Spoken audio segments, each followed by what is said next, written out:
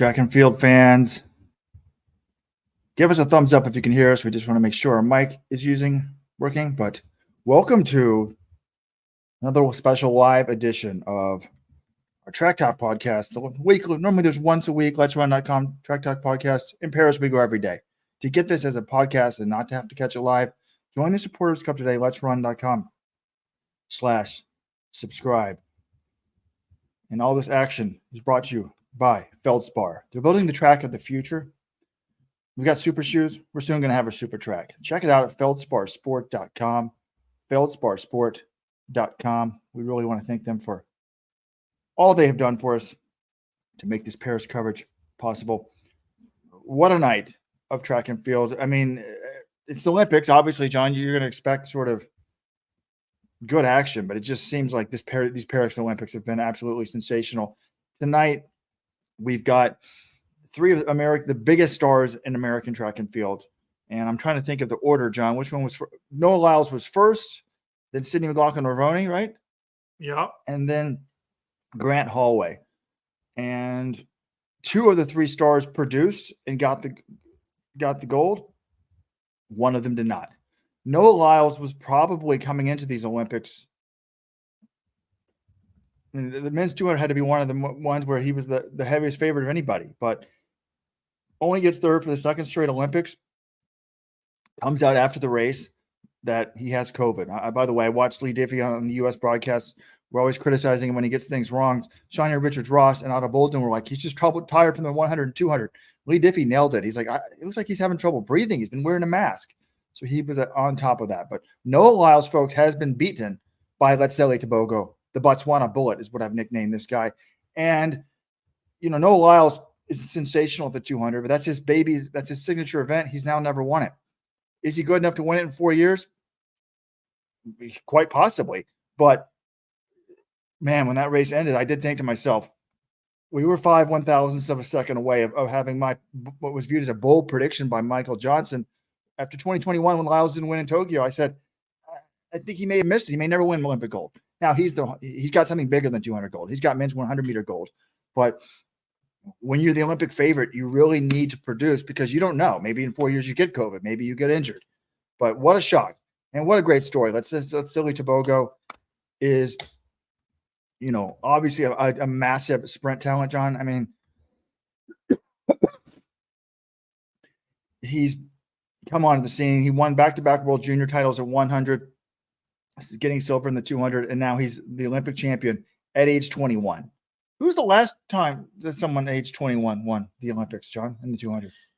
Guy by the name of Bolt? Well, I think I've heard of him. What's interesting, though, is Tebogo is way younger than Bolt, like 300 days. He just turned 21. Bolt was almost 22. It was like the week of Bolt's 22nd birthday. And he's actually the youngest 200-meter winner since Bobby Moreau won in 1956. And Moreau was like 14 days younger than Tebogo. So the reason why I made that Lyles prediction wasn't not because I didn't think Lyles was talented, but I was wondering if Knighton and Tebogo are the next Bolt. And it looks like Tebogo has that opportunity. Now, we'll get into this a little bit later. I asked Tebogo, hey, do you want to be the face of track and field? And what he said was exclusive. I don't want to quote it right now. I want to share the audio with you guys later because things get taken out of context. And thank God they're letting us use some video from the press conference because I was going to start a message board thread. This thing is going to go hot right away because I think what you're going to read is a little bit different than the way it sounded. But he had some explosive comments. We'll go there. Well, maybe we can do our job as journalists and put those into context rather than just exploding it out into the take sphere. Well, that's why I have not put it on the message board yet. Yeah, good. So 200, obviously a big deal. 400 hurdles. It's a Sydney McLaughlin global final. So what does that mean? It's going to be a world record. The last 4 global finals she's been in have all been world records. 1 by Dalilah Muhammad, 3 by Sydney. This is her 6th straight 400 hurdles world record in a championship final, either USA's, Worlds, or the Olympics. We already knew she was the 400 hurdle GOAT, but this was a blowout. She destroyed Femke Bol, and essentially Femke Bol tried to go with her and paid the price. And she had this quote afterwards, explaining what someone asked, I think, basically what happened to her race. And she said, all you want to do in an Olympic final is to put up your best race. I screwed it up. I'm not sure where I made the mistake. I just got so much lactic acid with 300 meters to go. I'm not sure why. I really have no explanation. And I have a guess, Robert. I think she tried to go with Sydney McLaughlin-Lavroni, and she paid the price. Sydney's a little bit better than, well, a lot better than Bull. But Bull's amazing. She wasn't at her best, but I think she tried to run for gold, and it ended up costing her the silver. And I don't think there can be any fault or criticism of that. She tried to put herself in the race. Some people are going to say, oh, she shouldn't have run the 4x4. You know, what was that cost her a shot?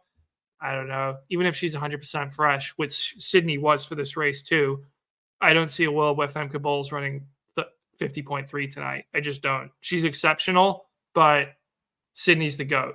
So I don't think obviously Bowles going to be disappointed to get the bronze here for the second Olympics in a row, but I don't think she should be ashamed of anything of the way she ran. And it was also a tremendous race by Anna Cockrell to get up for the silver medal in sub 52. She's now number 4 on the all-time list behind only Sydney, Bull, Tallulah Muhammad. So really, really great run by Anna Cockrell. And then the track final of the night, men's 110 hurdles. This was about Grant Holloway.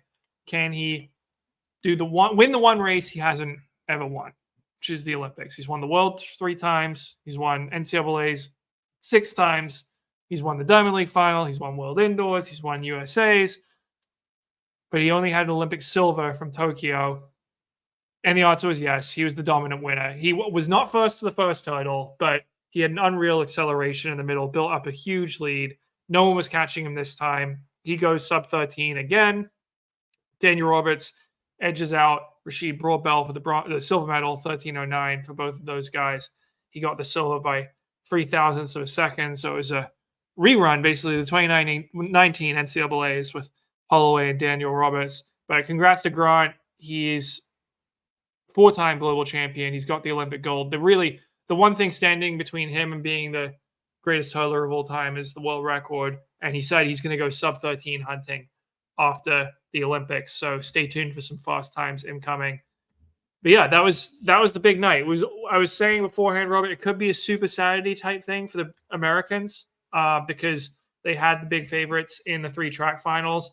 Tara Davis Woodhull also got the gold in the long jump. So the U.S.'s domination totally, I mean, check this stat out. They're just destroying the competition in track and field. They have 27 medals. No other country has more than 6. And if you add up the next 4 countries in terms of total medals, which is Jamaica and Australia, they both have 6 each. Kenya has 5. Great Britain has 4. That still doesn't add up to the number of medals the USA has. They've got 9 golds. No other country has more than 2. 10 silvers. No other country has more than 3. 8 bronze. No country has more than 4. It's just getting absurd at this point. They're crushing it, especially on the men's side. Well done, Americans. Well done. In case you don't know, and you don't know when you watch the show, I'm Robert Johnson, co-founder of Let'sRun.com. My twin brother is back home in the States. This is Jonathan Galt. People want to know if this is going to be an exciting show. We're not gonna accept blame for having given no Lyles COVID, but John was very sick when I got into town. I was afraid I was getting whatever he had. I feel a little bit under the weather. I thought there's no way I'm drinking tonight, but somebody put in the chat, is Robert had the IPAs to spice up the show? So I took one for the team. I'm only about 3 sips in, but yeah, I was thrilled for Grant. I mean, he's a nice guy. He's been on the podcast, and it was kind of interesting though. Like after the semis, he's like, "I'll see you guys tomorrow night." But I wanted to know what he was doing like this. I said, "Hey Grant, will you at least answer this? What was this?" The one to the finger. He goes, "You know what that means." Tonight when he wins, he puts his hands to his eyes and goes like this, kind of fist to his eyes and moves them up and down. He kind of got miffed when John asked him that. I don't understand why you do some sort of celebration and then don't expect the media to ask about that. So, but anyways, it's just so much relief. You know, it's weird. Like most people are not expected to win gold, but if he had not won this, we had the list of most to gain, most to lose in the Olympics, and he was one of the guys on there because he wins this.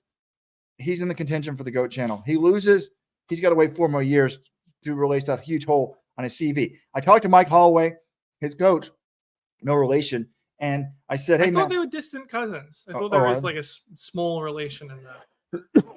I didn't know that, but nothing surprises me. And I said, hey, man, is this the best Grant you've ever seen? He's like, without a doubt. And look at the stats. He's like, look how consistent he's been. So I'll ask John. John has a photographic memory. We're going to put a little, John likes to, times give me quizzes. So I'm going to give John a little bit of a quiz here. How many times do you think Grant Holloway has broken 13 in his career? Well, I mean, this stat has been repeated many times in the mix. It's 11. And how many of them are this year? Well, he did it all 3 rounds at the trials, and he did it twice at the Olympics. So I'm going to say 5. Yeah, very, very good, John. Yeah. So the consistency. Now, it's kind of interesting here. What I want to find out about Grant Holloway is, are we going to, and Hobbs is going to take this as a big compliment, are we going to now see him like Hobbs Kessler, liberated from the expectations? Hobbs Kessler, the U.S. 1500 meter runner, he's nowhere on the same level as Grant. I'm not trying to say that this is the comparison, but he goes pro, was making $400,000 to $600,000 a year out of high school. And the expectation is you better make the Olympics. So he, barely holds off Vincent Ciotti. It wasn't exactly a huge win. And then just after he makes the team, he looks like a totally different guy, running back-to-back 143s, on fire in the 800. Looks great in the Olympics and gets 5th. And we were just like, he looks like he's running free. And I'm like, Mike, do you think that's going to happen with Grant? He's like, yeah, I do, honestly. So I said, well, what did you think of tonight's race? And what he said was pretty interesting. He's like, I'm not dissecting this race at all. This is a race I'm not going to dissect. I don't care about the form. I told him, beforehand, just go win it. So, I don't think it was a perfect race for him. John and I both thought, like, the start, he's normally just killing everybody at the first hurdle. He didn't kill everybody to that first hurdle. Daniel Roberts was pretty even with him. But then the middle of the race, he's unbeatable. That 60-meter hurdle streak of his, he's never lost a 60 hurdle race in his life as a pro or college, is unreal. And then, they gained a little bit on him, but not too much. Well done. Sub 13. I would have loved to see the world record, but that's pretty good. Now, Grant, afterwards, John, have we had time to research this stat? I'm not sure if we have, but he's like, guys, like, look at my championship record. It's insane. Everybody's talking about, the one Olympics he hasn't won, but this guy won every single NCAAs he's ever run, every single USAs he's ever won. No, not true. Not true. I looked up the numbers. So he's run 19 meets that I would classify as a championship. That's either NCAA indoors or outdoors, USA indoors or outdoors, World Indoor or outdoors, and the Olympics. And of those 19, he's won 15, which is still an exceptional track record. It's not 24-1 or whatever. His defeats, can you name any of them outside the 2021 Olympics, Robert? No, I cannot. Wow, Grant lied to us. He said 24-1. I was super impressed. 19-4, 15-4. Yeah, well, okay. His only 3 defeats were USA's in 2017, 2018, and 2019. And how old was he then? Yeah, that was his true freshman, true sophomore, and true junior year of high school. Sorry, not of high school, of college. So he would have been 19 for the first one, 20 for the second, and 21. Aside from that, the only other championship he's lost was the 2021 Olympics. And he's won his last 1, 2, 3, 4, 5, 6, 7 in a row. It's actually surprising. He's got more global titles outdoors by quite some margin than he does US titles, because he's always got the bye, so he never really runs USAs. He's won 2 Olympic trials. Those are the ones you have to run because there is no bye, but he's never actually won USAs in a Worlds year. So he's got 4 global titles, 2 US titles in the 110 hurdles. So happy for him. So happy for him. Congratulations, Grant. We'll have to have you on the pod again sometime soon. And let's go back to the 200.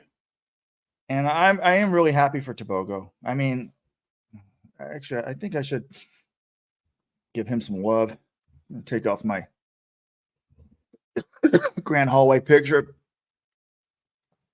Give some love to Tebogo, because, I mean, to lose your mother at the age of 21, he might have even been 20 when she died, is so, and unexpectedly. I don't think she had been sick for a long time. Would be so hard. He said afterwards, like, I thought my career was over, but my coaches did a good job. I asked him who his coach was. You can download the press conference video. We'll put it up on YouTube. It's a Ugandan guy with the longest name I've ever heard. Like, I think he could set a world record, John. You heard him say the name. But he had his mom's initials, her date of birth, which I think is December 23rd, 1980 on the shoes. And I asked him afterwards, I said, well, how do you think she'd feel? He's like, I'm going to find the exact quote here.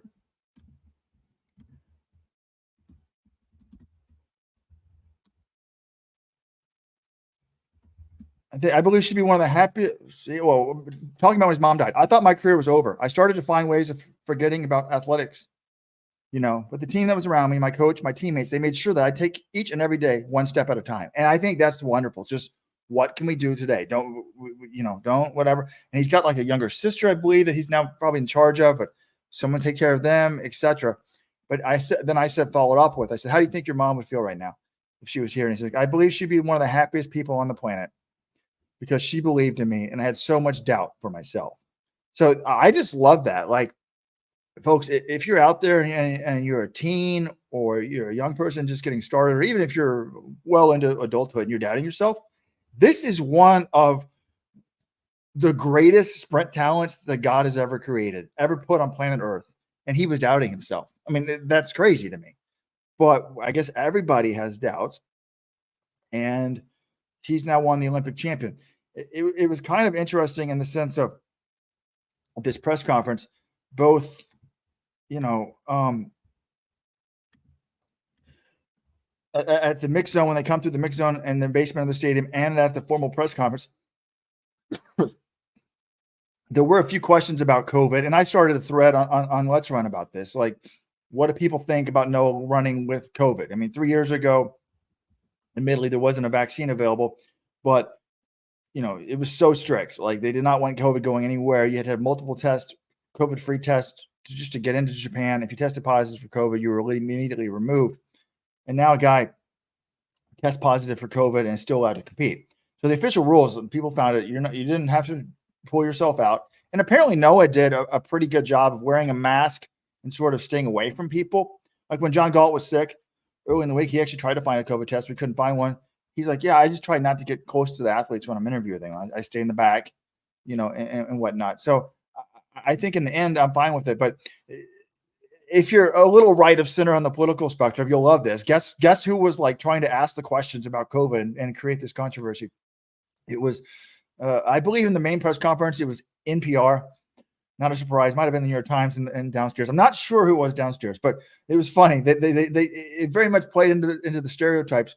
They said, well, were you worried? Like, did you think he potentially exposed you or put you at risk? And Tebogo's like, and there was this belief widespread during COVID originally. He's like, I'm from Africa. We have a strong immune system.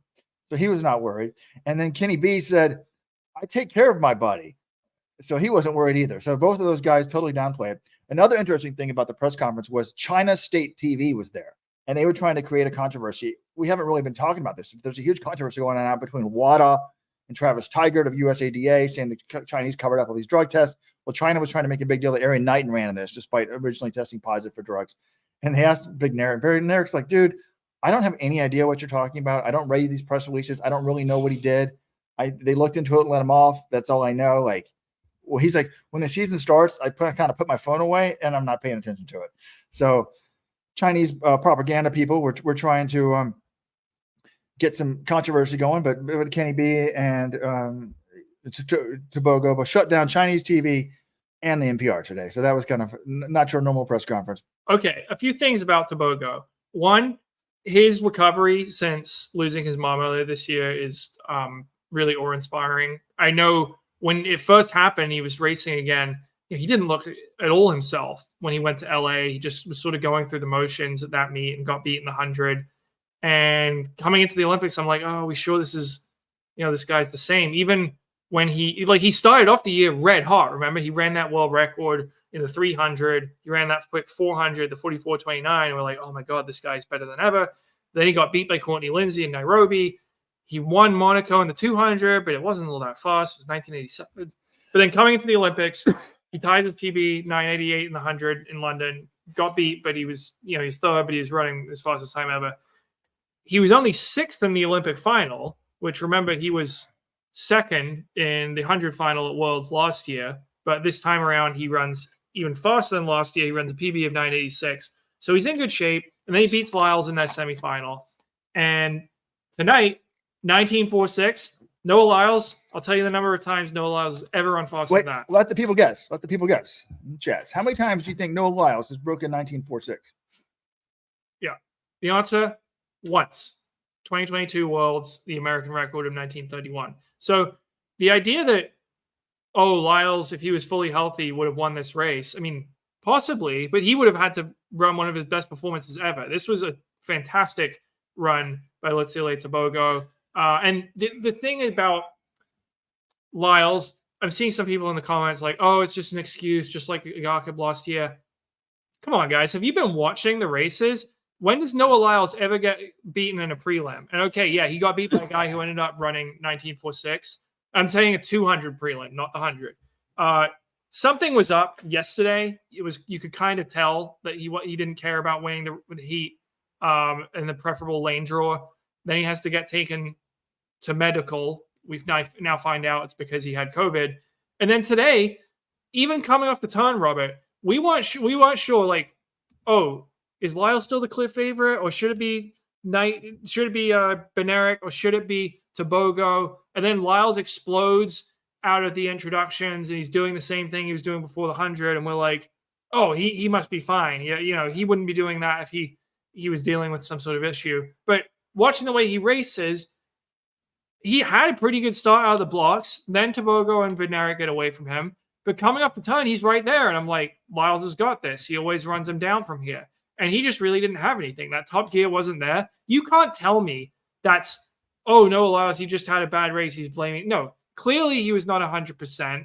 And I don't think being sick as a dog the last 2 nights and not sleeping that well, that certainly didn't help. Like, this was not peak Noah Lyles. I'm not saying that Lyles would have won this race if he was 100% healthy, because when he's doubled at the championships, he hasn't gone crazy far. Well, I guess I'm going off of last year. Well, there was a great stat about that. Like, the beginning of the when he ran 1931, he didn't have the 100 in his legs.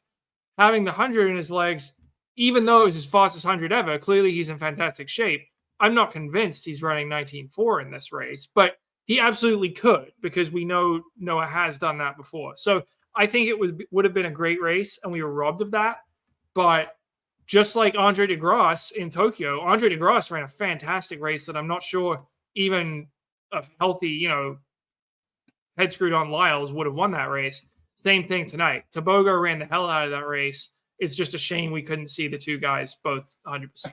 Yeah. I mean, the reality is I had no sympathy when John and Weldon were sick. But when I thought I was getting sick today, my throat sort of thing, I thought I was getting, like, you can get those chills and you don't feel like doing anything. Now I think I may just have a cold, so I'm feeling a little bit better. But All in the Game says, just a reminder that Noah still hasn't run sub 19.5s in a final since he started doubling the 100, 200 major champs, having now run 19.52, 19.53, and 19.70. And that was also my hope coming in the games. I really thought he was going to win the 200. I thought he might lose the 100, and I thought he may be pressing in the 100, may get injured in the 100. Well, it wasn't that. He got sick. But now some people are complaining that he did hug the competitors afterwards. Personally, since the rules was you can compete with COVID, I think that if you know you have it, let people decide for themselves. The other competitors, like, just declare it that you have it, and then but it might have been too political if you have to declare your private. I don't really have an issue with the way Lyles handled this. The way I think about it is the Olympic Games. Obviously, every athlete in the Olympics is going to want to do what they want. I guess. You would have said, like, I guess some people would argue he should let people know he has COVID and maybe not be like hugging people after the race, that sort of thing. But moving out of the village was good to limit his exposure to other people. And, he's doing his interviews afterwards in a mosque in the mixed zone and letting people know. I mean, yeah, it's a sticky situation, but there is no Olympic policy in place that says you're not allowed to compete with COVID. So I don't really have an issue with him competing. All right, folks. Now let's get to the nuclear grade tape. This is the actual first press conference I attended. Normally, Weldon and John go to those. Nobody was asking questions, so I was like dominating the questions at first. But And I wanted to actually, tell Noah, hey, I got the prediction wrong, but I was only 0.005 from being right, at least for 4 more years. But yeah, I'm sure he would have been like, oh, wait, you were only 0.005 off? You were right the whole time. He would have won both. No, he just throws out the gold medal and shows it off. He might have won both. By the way, I got to touch Kenneth Rooks came to the mix zone after the gold medal ceremony today for steeplechase. He let me hold the gold medal. It's like Paul Turgot when he met President George Bush. He told him, he shook his hand, said, I'm never going to wash my hand again. I'm never going to wash this left hand again because Rooks let me carry it. It's quite heavy. It's beautiful. For a second there, I thought he was going to let you wear it. I think he might have if I tried to do it, but I didn't want to be the guy that. Is that particularly since I'm sick? Actually, by the way, if Rooks gets sick, I'm screwed. Yep, I got him sick. If he's sick, because we know this guy didn't go to the Wild Duck Gate. How did he celebrate it? There was a thread on Let's Run. How do Mormons celebrate since they can't drink? And John asked him that question. Yeah, he said he doesn't really go wild, but I think a friend of his reserved some spaces in a restaurant. It was like a pizza place or something. And he said he had a milkshake. And normally that's like his go-to indulgence. And it sounded like it was sort of a reluctant milkshake last night. Like he was like, I wasn't really craving anything sweet, but I have one anyway. But yeah, usually that's his treat as opposed to, beer or champagne or anything or like that. All right. You're going to see, hopefully this plays. You're going to see me asking Tebogo about, I asked for the name of his coach. You'll hear the name back. I can never repeat this name again. And then I'll ask him, hey, do you want to be the face of track and field? Event, and you're getting silver in the 200. Now as professional, it's changed. What explains that? And do you think of yourself now as being better at the 200 than the 100? And that's the wrong clip, folks. My apologies, John. I'll have to try to find that. Well, I think it's 2 minutes faster. John, you talk about something else while I look for that clip. Well, I guess the other guy in this race we should mention is Kenny Bednarek. Or do you want? Do we talk about Arian Knighton? Because I guess so. This event was loaded. All 4 of those guys are really good, and I think the way things had been going this year, I kind of thought that Knighton had a shot at the podium just because I didn't know Tebogo was going to totally turn things on the way he did. But after the semis, I saw it as the best threats to Lyles with Tebogo and Bednarek, and you got to give Bednarek credit. This guy, okay, last year he didn't medal, but he was certainly not 100% healthy in that race. When he has been healthy, silver in 21, silver in 22, silver in 24. So he's turning into Mr. Silver Medal. He ran 19.62 tonight, which was his second fastest time ever. And he was asked afterwards, like, did you run the best possible race or, how good was this? He's like, I did 95% of things right. And then he's saying he just should have stayed a little bit more relaxed, which I think was the same thing he said at the U.S. Championships. What I didn't get to ask him, by the way, Kurt Warner, it's Ferretti Kitten. Sorry. I didn't get to ask him, was he happy with silver? Did anyone ask him that? Obviously you want to win gold, but. Yeah, he didn't. He basically was saying, I ran 95% of what I should have. So I think he was disappointed, but he also was like, hey, I did show people what I'm capable of now that I'm, healthy again, and I'm glad to get back on the podium. Thanks for joining us. Special live edition of the Track Talk podcast. To get this as a podcast, go to letsrun.com/subscribe. All of this coverage from Paris, sponsored by Feldspar. They're making the new track, the Super Track. FeldsparSport.com. Thank you so much. And by the way, you probably are a runner. Buy some new running shoes. All right, it's like the Yelp of shoe reviews. BetterRunningshoes.com. BetterRunningshoes.com. All right, I think I have the clip. Here it is. There might be a few seconds. You got to listen to some other guy, but this should be the clip, hopefully. 2 questions for Letsile. One, you talked about your coach in the mix zone. Can you just tell us his name? And then 2, Usain Bolt was the face of track and field for so long, and I think won the 6 gold medals. Is that something you aspire to, world records and being the face of track and field in the future? His name is Kipyegon Musimanyane, and I think for me, I can't be the face of athletics because I'm not an arrogant or a loud person like Noah. So I believe Noah is the face of athletics.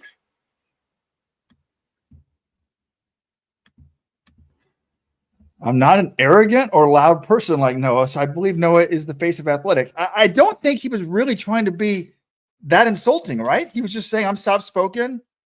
He's the face. Like, he didn't seem bitter about it. I don't really think this was a total shot at him. Maybe a small one? What do you think? Well, first of all, Noah's loud. That's just a fact. And arrogant, I mean, we've said this all year with Kerr and Ingebrigtsen.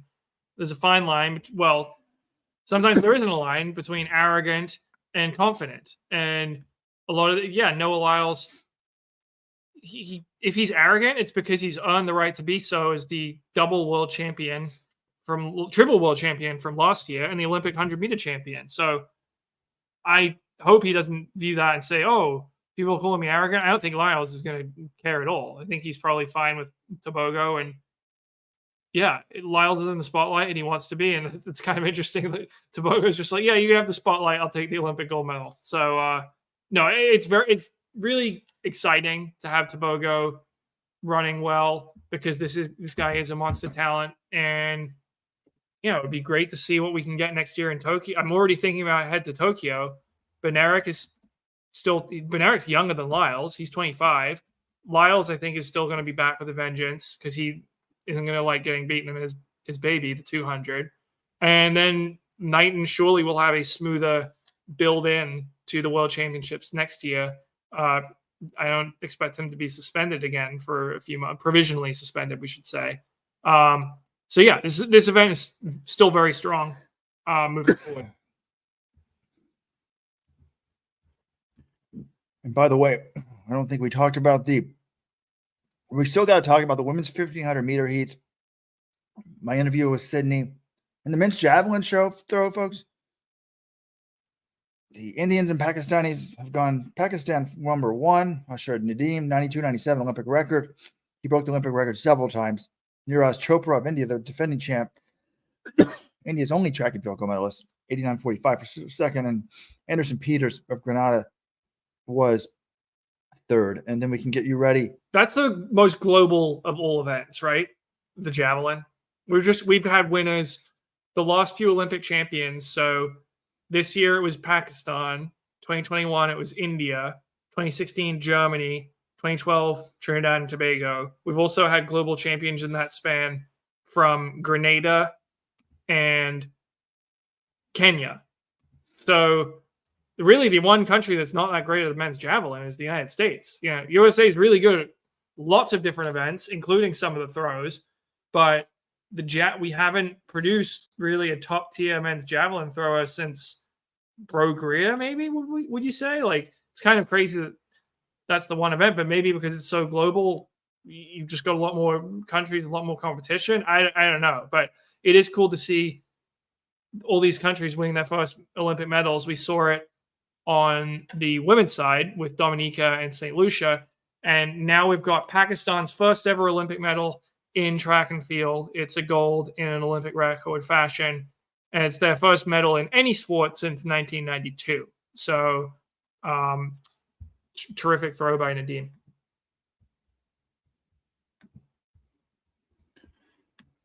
Well, let's talk a little bit about Sydney. There's definitely, by the way, so the anticipation for this 400 hurdles was intense, certainly here in Europe, or at least we were in Europe. I'm trying to think. I get the words wrong. Dutch, Holland is the same thing. Like, yeah, most people call it the Netherlands, but yeah, Holland's the same thing. And they are the Dutch. Yeah, the Dutch were very excited. There was a lot of orange in the stadium tonight. They wanted to see Femke Bol and they wanted to see her win gold. She ended up with a bronze. Not a great race for her. I saw a little kid like wearing. It was like their soccer jersey, but on the back it said Bowl. It was really cool. Like, they should do that. Make like U.S. soccer jerseys with the track guys on the back. But John, everyone, get out your beer and drink, because I'm going to mention the gambler again. But this high-end sports gambler who's betting multiple six figures on these Olympics, he called us again today, wanted to update on some things, and he had a ton of money on Sydney. Like, we all thought that Grant Holloway was overvalued because the men's 110 hurdles, if you really clock a hurdle, you can lose. The women's hurdles are a lot lower. These are the low hurdles. She's significantly better. We thought Femke's good split in the mixed 4x4 only helped her a tiny bit. Like, okay, that's what we know that Sydney can run. No, the thing that I was most concerned about was a bunch of favorites going down in all these other events. And we saw Lyles again tonight. Like, I think we sometimes overestimate how big a favorite some of these athletes are because something could go wrong in terms of illness or some injury. But also, we don't always get to see these athletes compete all that often. You're basing it off the racing results, but especially like someone like Beatrice Chebet, she didn't run since the Kenyan trial. So what's she been doing in between? It's not quite the same in this one because we kind of know Sydney's always going to bring it a little level higher at the championships, and we'd seen what Bull had been doing. I guess, but just that there are like all of the other upsets in this meet made me think, oh, maybe we need to back off just a hair.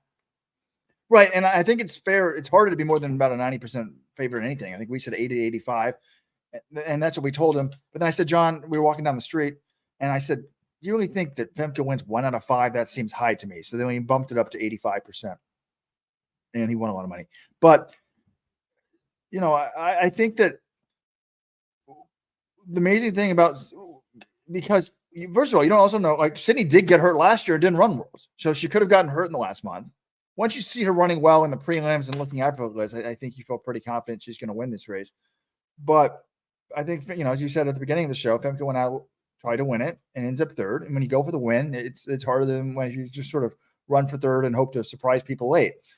But I did ask Sydney after the race. I said, hey, you know, like, did you think about doing more? Did you think about, you know, your chief rival, or at least who we thought was your chief rival, ran the mixed 4x4 and won the gold medal for her country? She's like, yeah, we did think about it, but, you know, we just thought it'd be a little bit much, like have to come back the next morning and run the prelims of the 400 hurdles. So she's a Ferrari. I guess they did get her hurt last year, but they don't take any chances. Last year, she, you know, I think the average person probably would have tried to run through Worlds with whatever she had. They're not risking it. But I do think it'd be interesting, you know, like, is she one other tidbit here? Like, when this race was about to go off, John's like, look at the scoreboard. So they put your name and then your world rank. This is a woman who sets a world record every time she runs a global final. She doesn't have a world rank in her event because she doesn't race enough to have a world rank. She may have one after tonight, but how crazy is that? So, you know, I do think that I wonder if she used to really despise competing. It seems to me that the anxiety is gone. I don't know. She doesn't seem like she's miserable out there. So I'm hoping that, you know, I think in LA, the idea that she doesn't double is absurd. If she's still healthy and running like this, she'll definitely double. I'd be surprised. I don't know, man. I thought she would definitely double this year. Okay, well, then at a minimum, I think she'd go to the 400. But I would love to see her either, A, if you want to stay in the 400 hurdles, you got to race more often. Well, she's getting paid like probably 7 figures to run the Michael Jackson track league. So the Michael Jackson track league? The Michael Johnson Grand Slam track. So she's going to be running the 400 hurdles and the 400, and you know, twice and 4 times on next year. But I would love to see her. I think she could either A, move to the 400 because she seems bored by the 400 hurdles, or try to get like a. She doesn't seem bored by the 400 hurdles. She wants to keep running it all the time. If she said she thought about, she would have moved events. In the past, she said she thought about leaving the 400 hurdles. So I think don't do that. I want to see an Edwin Moses streak. I want to see a Grant Holloway streak. Win 100 in a row. Just be completely unbeatable, or you know, try the flat 400 one year. But I really would like. I would really like to see her. Hey, this Alexis or whatever his name is, the guy that founded Reddit, it's got this all-women's track league. What would I want to see there? I want to see Sydney versus Gabby Thomas at 400, or Sydney versus Gabby Thomas at 200. I think Sydney could take Gabby Thomas at 200. Do you really want to see an Edwin Moses streak from Sydney? I don't want to see her winning 100 races by 2 seconds each. That doesn't interest me. What interests me is her going to the 400 and or trying the 400 hurdles double. I mean, Robert, this was like Sydney. She's so amazing in this event that it's almost boring. I don't know if that's fair to say. I mean, it cannot be understated how incredible this woman is in the 400 hurdles. 6 championship finals, 6 world records across the last 4 years. 3 years. 4 years, counting Tokyo 2021. It's absolutely absurd. Like the kind of expectation is, oh yeah, Sydney's so good at peaking and Bobby Kersey's so good at peaking her that she's probably going to run the world record at the trials, and then she's probably going to be in slightly better shape and deliver another amazing performance and break it at the Olympics. And she did that for the second Olympics in a row while doing it at the World Championships in between. It's absolutely ridiculous. I can't remember seeing anything like this in track and field. Can you, Robert? Even Bolt in his prime, he did this 2 years in a row. He broke the world record in the 100 and 200 in Beijing in 2008 and then Berlin. And then after that, he started, he got a little bit slower. Obviously, there was the full start in Daegu, but even he couldn't keep it going forever. Sydney has rewritten her event. When that 50-68, when she ran it in Eugene, people were thinking she's just obliterated the event. That might be the greatest performance in the history of track and field. And now she's run faster than that in her next 2 finals. It's just absurd. But at the same time, how exciting would it be if instead of talking about these hypotheticals about her future, we were getting ready for her to run the 400-meter final tomorrow night in Paris, Robert? Now, that would be an exciting race. That would be something like, okay, holy shit, can she do it? Like, she just set a world record, or maybe she doesn't set a world record tonight and she has to go a little slower. But that's what I want to see her do, not rack up some Edwin Moses streak, which, while incredibly impressive, isn't quite as exciting to me. Perhaps, but I think that they're definitely slow rolling it here. But and which is interesting because Bobby Kersey's other athletes back in the day, Gail Devers, right? She ran 100 and 100 hurdles. They did lots of events. But people are pointing out, you know who she beat in her 200-meter race earlier this year? Gabby Thomas. Gabby Thomas, the Olympic champion. Granted, Gabby said she was in a heavy training block. She wasn't. I mean, that wasn't the Gabby Thomas we've seen the rest of the year. So I don't know how much of a win you can count that as, but this is actually going to be the problem with the Grand Slam Track League. So can you imagine we go to the Grand Slam Track League and Sydney runs the 400 hurdles, and the next day she runs the 400, but she's not in the 400 with Paulino or Nasser or whoever wins tomorrow night. Instead, she's in a 400 with Bowl and a bunch of other 400 hurdles. Like, I want to see the best race the best. So anyways, but she's amazing. But maybe if I'm going to defend Bobby, and I don't like it, I find it a little boring, not so much as you. I mean, I did say at one point this year when I think it was the trials, I was like, I'm never going to complain about her doubling. And then like a week later, I was complaining about her not doubling.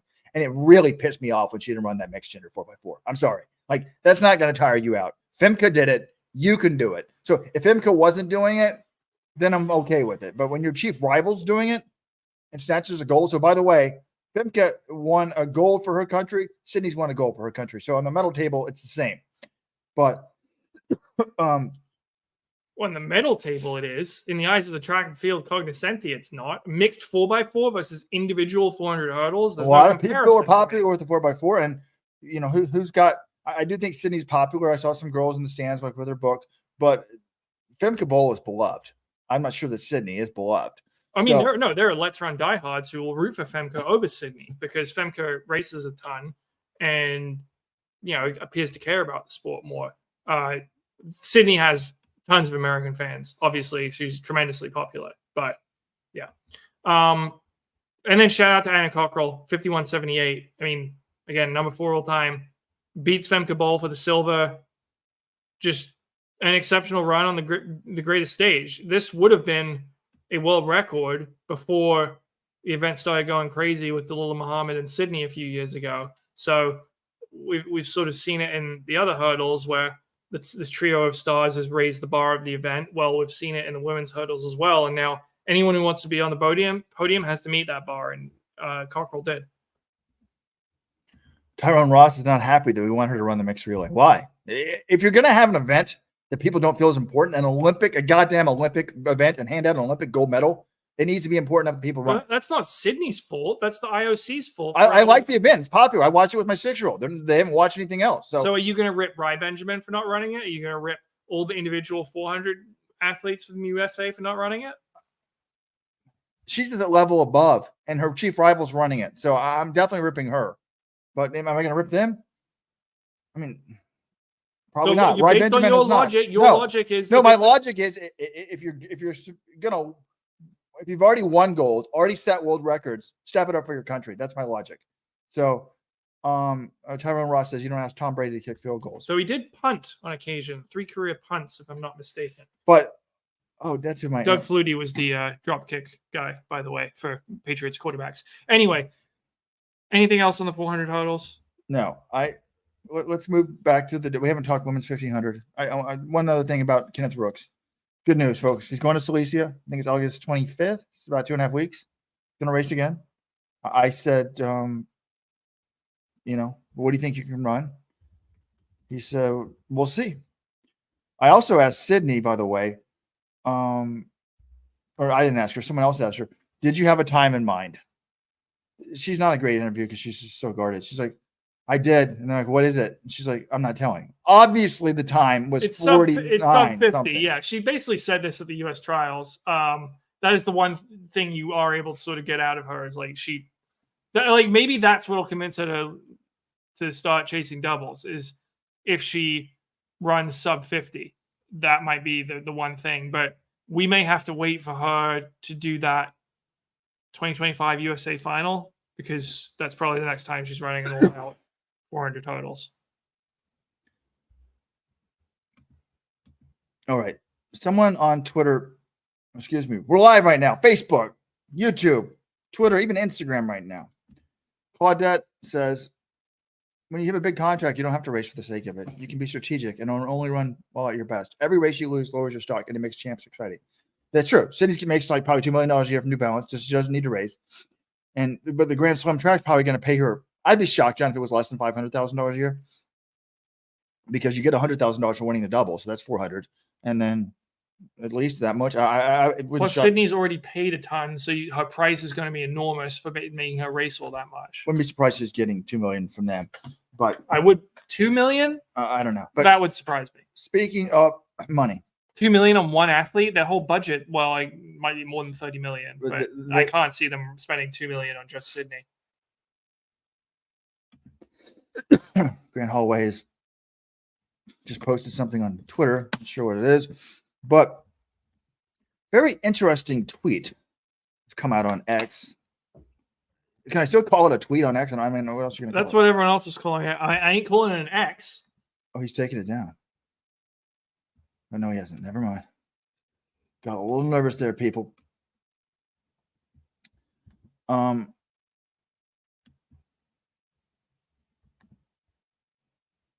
Cole Hocker has put out a tweet. John, tell me the last time he tweeted before today or before these Olympics. Well, I don't have his profile pulled up, but the dude doesn't really tweet. So I'm guessing it was a few months ago. Like, this is a guy that doesn't do Twitter. He has posted the following. I'll put it up live on the screen. Yesterday's price is not today's price. Is this his first tweet ever? All I'm seeing is retweets on his feed. Like, is this the first time Cole Hocker is... Oh, here we go. Before that, his last composed tweet where he actually wrote something, November 2nd, 2021, where he was shouting out a fan of his who has leukemia. So we're talking almost 3 years. The guy hasn't tweeted. He says last week's price, or last, what did he say? Yesterday's price is not today's price. No apostrophes. So clearly he's talking about his Nike contract. Is he? You don't think? I mean, I feel like he could be talking about a lot of things. Diamond League appearance fees, other sponsorship contracts he's got. No. What do you mean? No. Nobody cares about your other sponsorship contracts. What, he gets $5,000 from a local Chevy dealership. He gets a Diamond League contract. You might not care about it, but he might care about this Diamond League was going to pay me this, or someone was going to pay me this to promote their product after the Olympics. You're speculating. It certainly could be his Nike contract, and these contracts often end in Olympic years. But most contracts end in Olympic year, and clearly it would be up. Nike probably has the first right of refusal, and Nick Willis was like, leverage that gold medal. And I responded, how much do you think it should go up? Triple? And I did say this, if he's not making at least 7 figures a year moving forward, isn't it low? So, to me, a 23-year-old American Olympic 1500 meter champion probably should be making $1 million a year. Now, in the past, we've seen people like Leo Manzano. How old was he when he won his Olympic medal?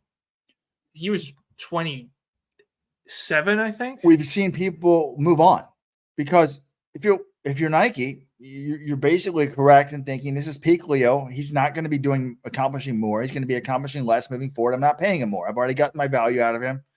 Goodbye. A lot of people think they're going to win a medal. They're going to get more.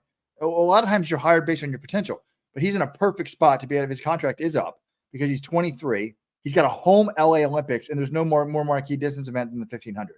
And he might be able to even to move to the 5. And he'll be 27 at the time of those Olympics, so still in the. So did we hear for Kessler it was 600,000 a year, or was that 400? I can't remember. I want to say he was 600. That was the potential that he would be contending for Olympic medals. This guy's won the Olympic gold. He's got to be at least double that. If I have 4 years to take me through LA, if I'm Thomas Kessler, if City's making $2 million, she's more beautiful woman and can be just in regular ads. But I do think sort of no way I'm signing for anything less than $5 million for 4 years. I mean, wouldn't some upstart company be happy to pay that? No, that's the thing. If you're another shoe company and you want to make a splash,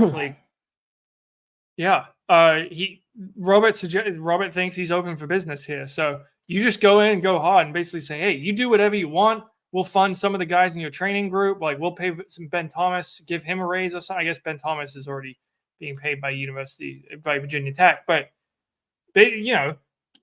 help him build that Sovar training group they've got going out there. Hey, and if I'm Ben Thomas, I pull a Mark Wetmore. I think Mark Wetmore wanted 10% of his athletes' contracts.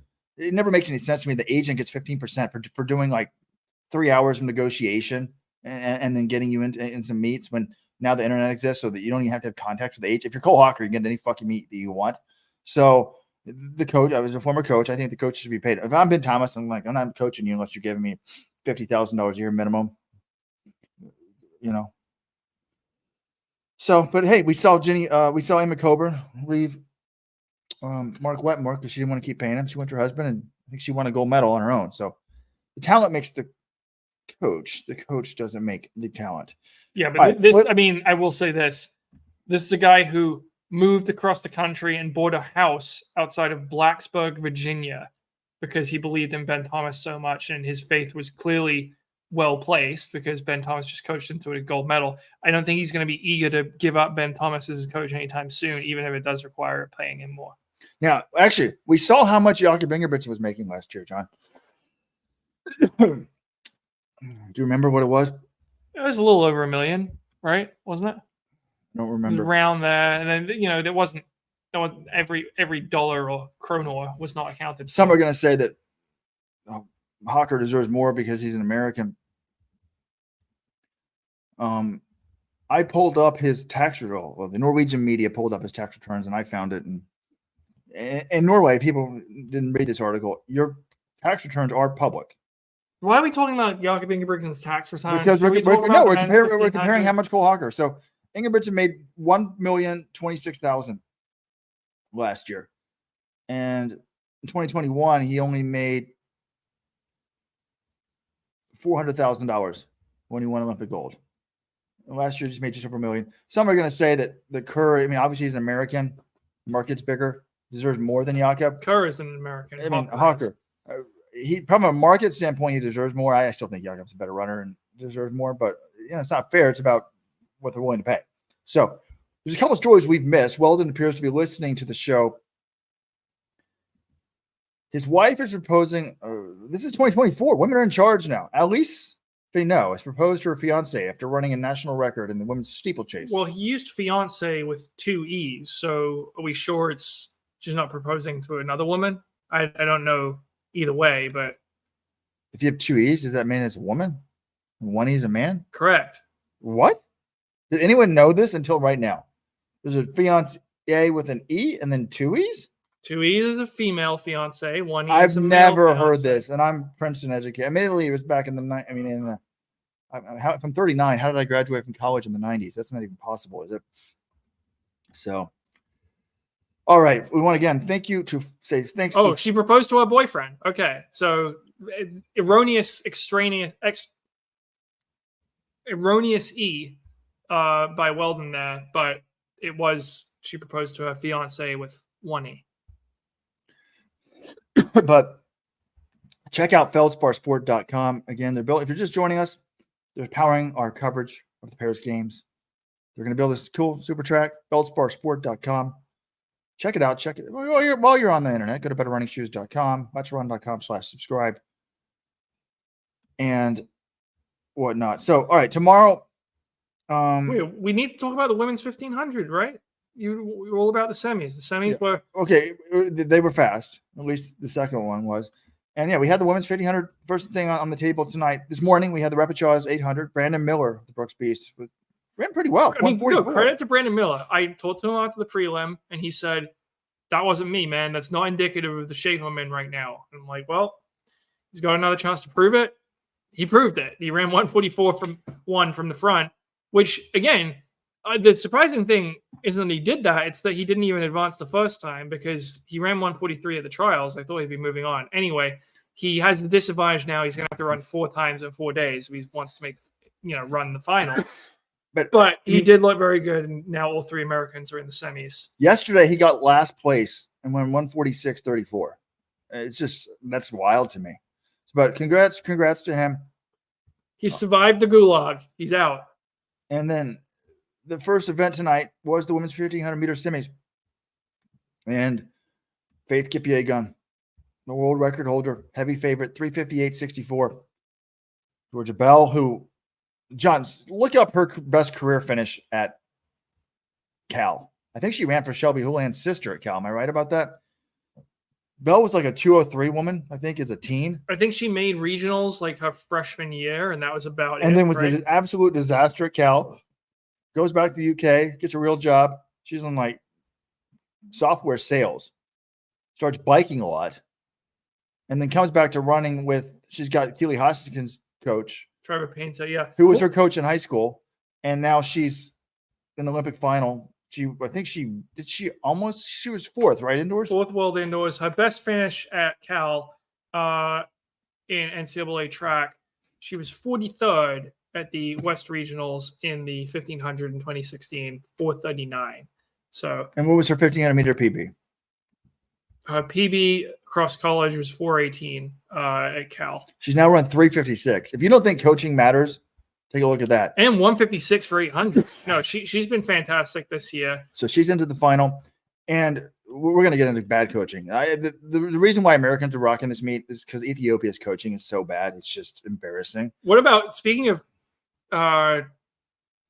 Pac-12, well, I guess it's a Pac-12 school. Oregon's a Big Ten school now. It's going to be like, I don't know if you saw it during the swimming, like the ACC was congratulating Katie Ledecky because she went to Stanford, and Stanford's now in the ACC.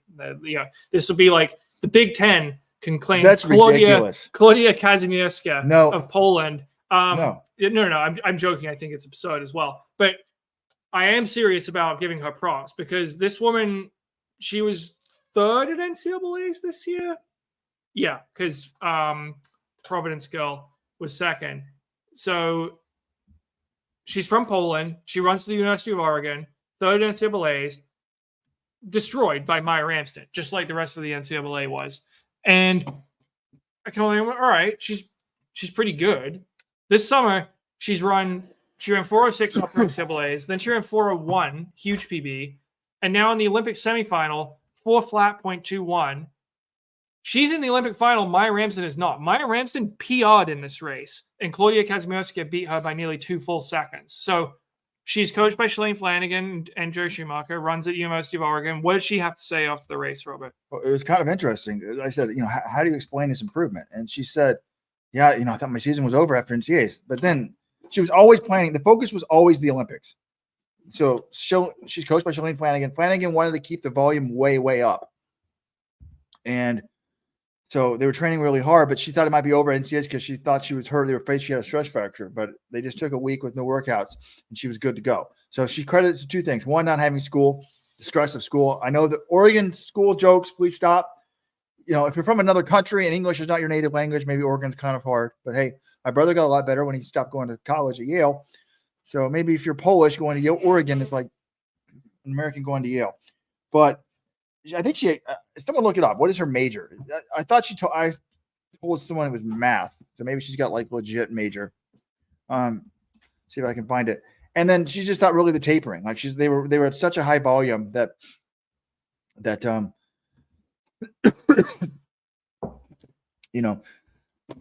she tapered down and is running great. So she's into the final, the only NCAA athlete, 4 flat 21 PB. And she had a 406 PB, 48 PB last year, 406. She ran that at NCAAs in the semis, and now it's down to 4 flat. So congrats to her. That's amazing. Ramsden was coming back. She was in like 10th or 9th, 8th or so she moves into 6, about 12 to 15 meters from the finish line. 6 qualify. And then 2 Spaniards come by her. Aguada Marquez, 401.90 makes it. Esther Guerrero, 401.94 does not make it. So Ellie St. Pierre looked pretty good in this feat, 359.74. Laura Muir, 359.83. Laura Muir said afterwards, this is her 8th straight global final. That's impressive. Her and Kipyegon, every final since 2015. And Kipyegon's like Laura Muir, she's only finished lower than 6th once across those 7 finals that she's run so far. I'm like, wow, that's really consistent. And then you look at Faith Kipyegon. Kipyegon hasn't finished lower than 2nd in any of them. So it's just, these 2 women have been the 2 most consistent women in this event across the last decade. Obviously, Kipyegon's the GOAT, but Muir has 2 medals, and she just ran a PB in her last race. So she's going to be in the hunt for another one, but there are a lot of women. I mean, she was beaten by a number of people in that race. So there are going to be a lot of women. They all expect, the women I talked to, they said, look, you can never 100% tell how it's going to be, but the sense is it's going to be a low 350s race in the final, which is what the last couple World Championship finals have been. By the way, Berke Hylam, who ran like an idiot yesterday, who went out in 58.202, she's been eliminated. She can only run a 403. Nelly Chipchirchir of Kenya is also out. The second heat, I was really into this heat.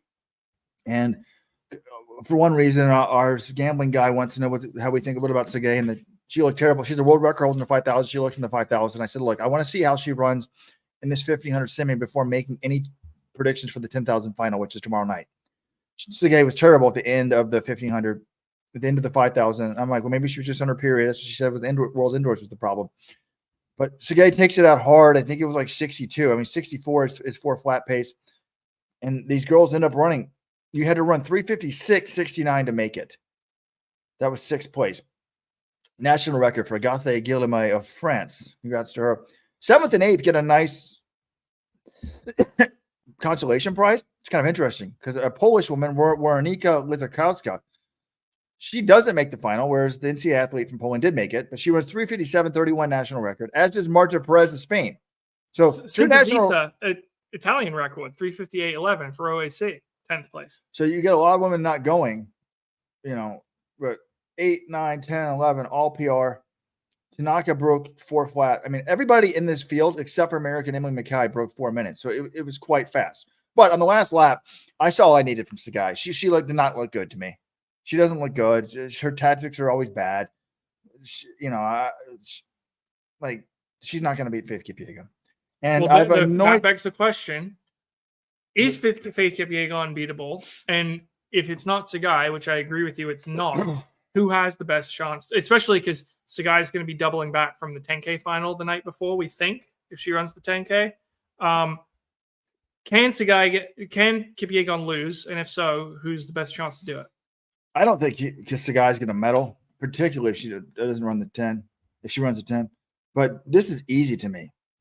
And I've already written this on the homepage, put this up in the article.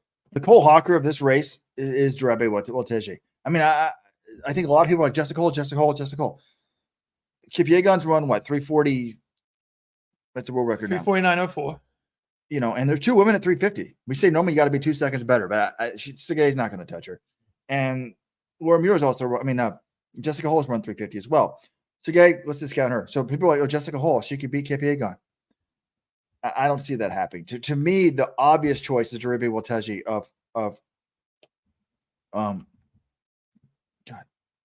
Ethiopia. Ethiopia. I'm trying to pull up the stat here. So why do I think that she's got the best bet? Well, this is very easy. First of all, she's run 353. It's 3 seconds slower than Hull, but she's significantly better than Hull. She's never lost to Jessica Hull in a 1500 that they both finished. She did DNF Doha this year. She comes into this race on a two race win streak. She won the LA Grand Prix, USATF LA Grand Prix. She won Prix. Where she crushed Jessica Hull. She beat Jessica Hull by more than 2 seconds. Jessica Hull kept it pretty close to Faith Kipyegon when Kipyegon ran her world record. She was 1.77 seconds behind. This girl beat her by 2 seconds. So if she's 2 seconds better than Hull, that means she's right there with Kipyegon. So the transitive property doesn't always apply, but I kind of compared it to the men. We knew on his best day that Jared Naguse can run close to Jakob Ingebrigtsen because he was right there in that 343 mile last year. Cole Hocker was beating Naguse at USA's. Well, Teji beats Hull. So she's not only that, she got the silver last year. So she's a proven person. She's 22. When do you most improve? She kind of also reminds me of Kenneth Rooks. She's not a 353 woman. I think she's at least 350. She looks so much better than Tsegay to me. She looked great today. So you improve when you're young. Her PR is really better than it is. And she beaten Kipyegon before. She won the road mile. Some people say, the road mile doesn't matter. She's not. Well, Kipyegon was also coming off illness. So. I don't care. She's fearless, and she's got great speed. This is a woman that ran 159 at 16. She ran 157 at, I believe, 18 or 20. So check out the article. This, to me, is, I don't know. Our gambling guy's got a lot of money on Kipyegon. It's making me a little bit nervous, Welteji here. I mean, Kipyegon still has to be their heavy favorite because, I mean, I compare this to the men's 1500. She doesn't have the weaknesses that Jakob does. She's still got a sick kick. And I guess the reason we're a little low on Kipyegon is you think there's someone who's somewhat close to her level in Welteji, and she got beat in the 5K. But to me, getting beat in the 5K isn't a red flag. She got beat by someone who's a world record holder, someone who could go down as, one of the all-time distance greats, beat Trish Chabad. She's only 24. If she does what I think she's capable of doing, I don't think that's something like that's more the greatness of Beatrice Chabad rather than, we really have a ton to worry about with Kipyegon. But say the same thing I said with the Sydney exercise. Even a super heavy favorite, we've seen them get beaten. I do think Welteji, look, if she goes right on Kipyegon, she might have a shot, just hangs on her and uses her the way that the others used Jakob in the men's 1500. I do think she's the best chance to upset her. Jess Hull looked good today.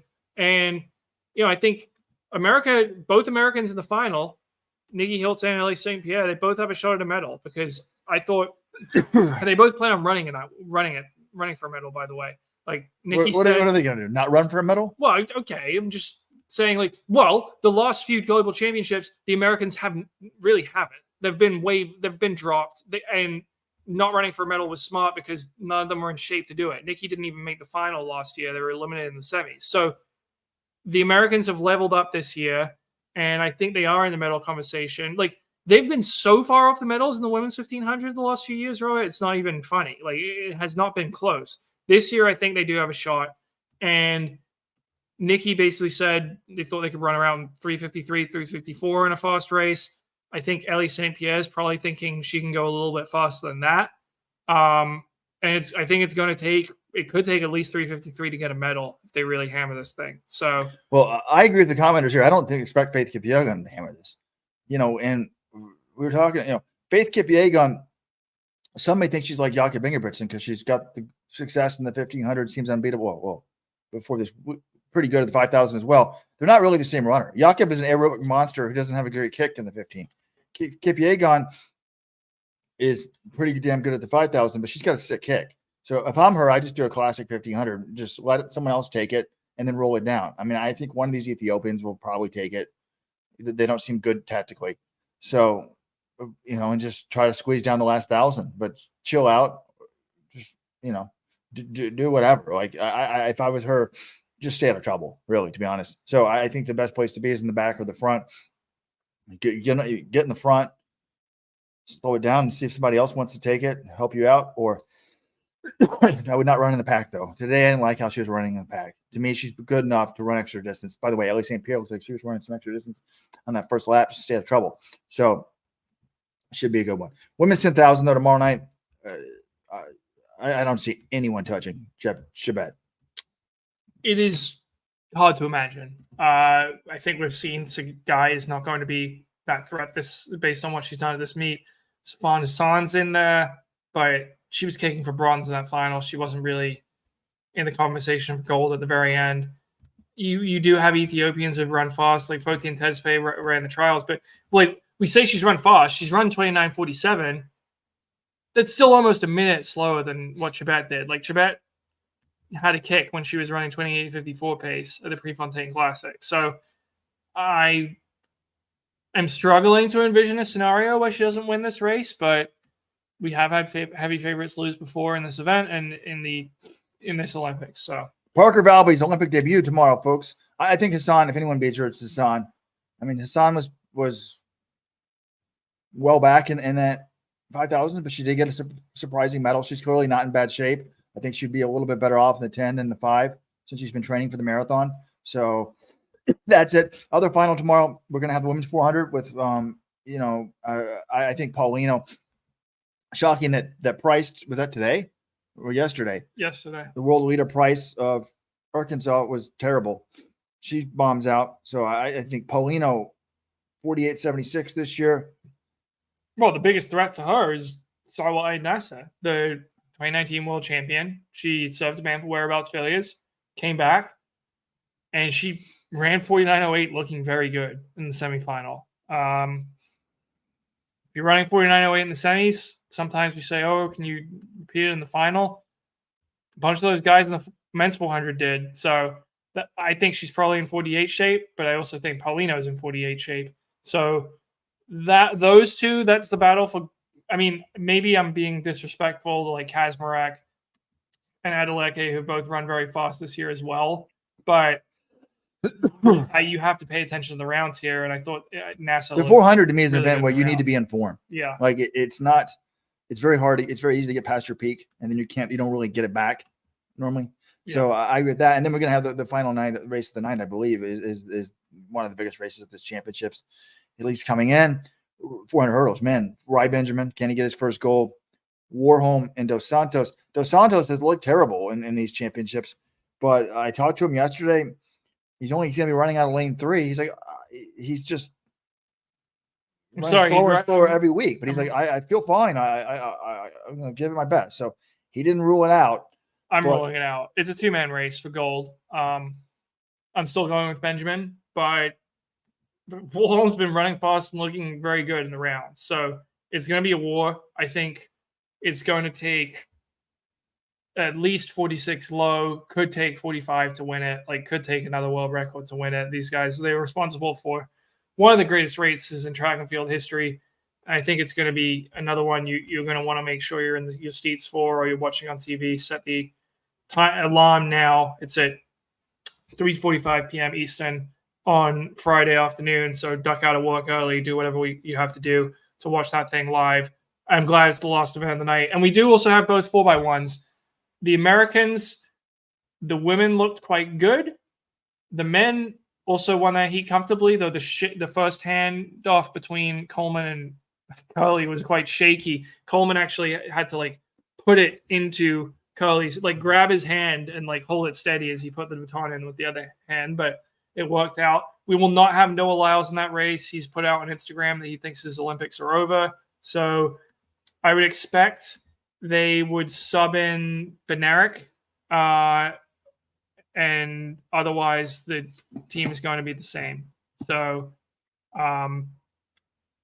what was the team they ran in the prelims this morning? I have to remember, because I know it was Coleman to Curley, King, and who was that third leg? Who was the ankle leg? I'm drawing a blank right now.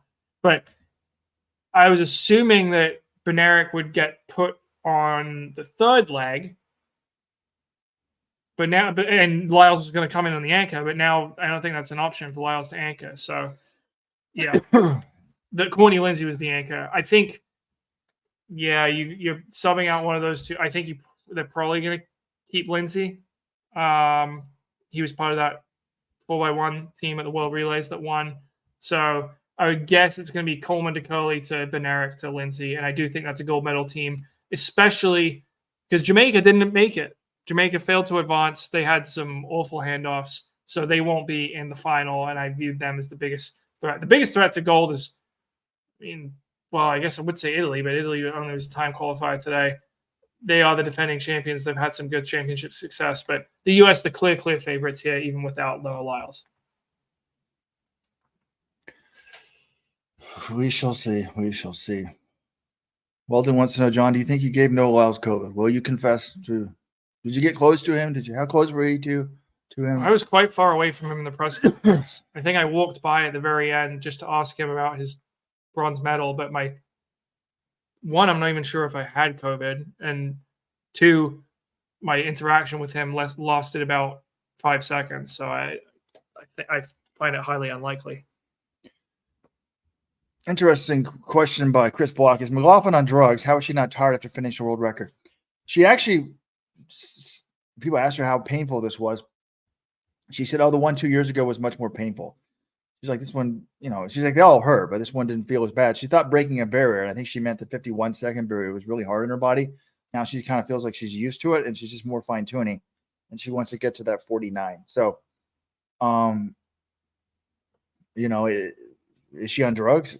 I think probably not. I mean, she was a massive talent as a teenager. That being said, Bobby Kersey has been accused in the past, in the 80s, by ex-athletes of doping people. He denied those allegations, but you never know. So I sure hope not. It never crossed my mind that she would be. But hey, our sport is full of lots of cheats. Society's full of lots of cheats. Okay, Rowan, I think that's going to do it. Somehow we went 80 minutes on night with no distance finals, but that's what we do during the Olympic Games, people. We grind for you. So congrats to Grant Holloway. Congrats to Letsile Tebogo. Congrats to Sydney McLaughlin Lavroni again. Another terrific night of track and field in Paris. It really has been a fantastic Olympics so far in track and field. The athletes are rising to the occasion. We've had a nice mix of incredible performances, crazy finishes, a few upsets. Like you've really had it all as a track fan, and I think we're going to get more of it tomorrow night because that women's 400 should be good, and the men's 400 hurdles could be an all-timer once again. So all right, track fans, every day you need to do your duty. Go to letsrun.com. Check out the homepage. Check out the articles. Check out our world-famous message board. If you've never been to the message board, it's amazing. Where all the fans get and talk. It's like sports radio, but in print form. Go to betterrunningshoes.com. And also, if you haven't checked out feldsparsport.com, you don't know about the track of the future. Thank you, Feldspar. We love our studio. We love being here in Paris. Till next time.